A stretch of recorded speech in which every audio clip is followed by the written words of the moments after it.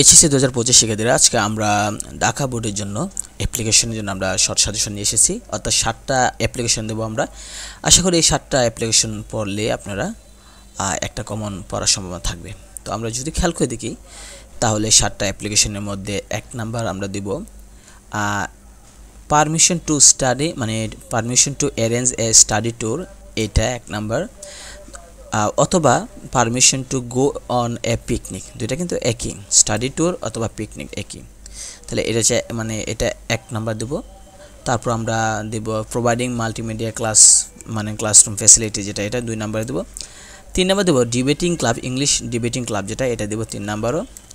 4 number আমরা দেব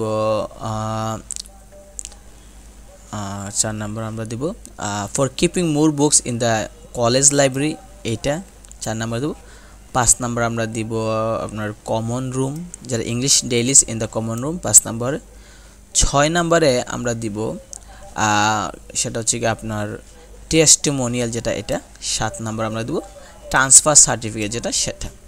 অর্থাৎ এই 7টা যদি আপনারা পড়েন তাহলে আশা করি একটা অ্যাপ্লিকেশন কমন করার সম্ভাবনা থাকবে ঢাকা বোর্ডের জন্য।